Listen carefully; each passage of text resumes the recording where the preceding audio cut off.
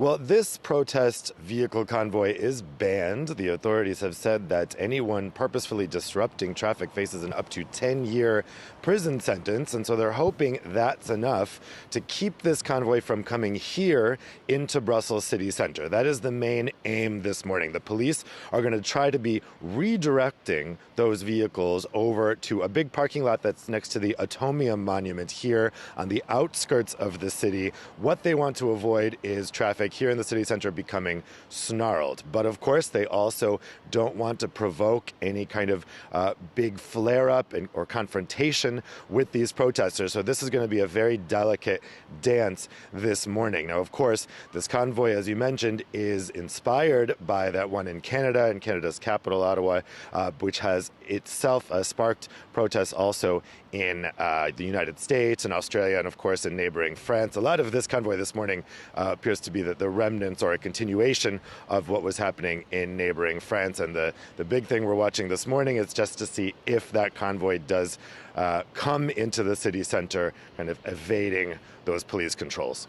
And Dave, let's not forget, of course, these protests going on right as many European nations, including, of course, Belgium there, are actually relaxing or getting rid of COVID restrictions altogether anyway. Yeah, I mean, this comes after the press conference we had here in Belgium on Friday, where they announced an end to almost all of the remaining restrictions. So nightclubs can reopen here starting on Friday. Bars can now stay open all night if they want. They don't have to close at midnight anymore. The restrictions that remain, of course, are the indoor mask mandate and the use of the COVID safe ticket, the vaccine passport, as some call it. And that has been the thing that has been really sparking a lot of these protests, not just here in Brussels, but around Europe.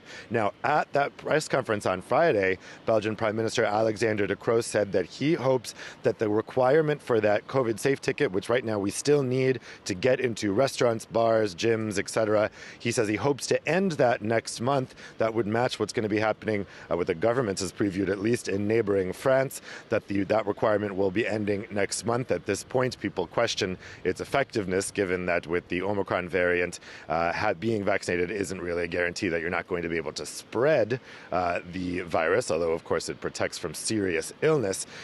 So we'll see if that dampens enthusiasm for these protests. It may be that the combination of those remaining restrictions ending and a kind of suggestion bordering on a promise from the Prime Minister that that COVID safe ticket will be gone next month, that may dampen the enthusiasm of the protesters, because that CST, that COVID safe ticket, has been the main focus of the ire of anti-restriction protests here in Brussels so far. Dave, thanks very much. Dave Keating, our correspondent, talking to us there from Brussels.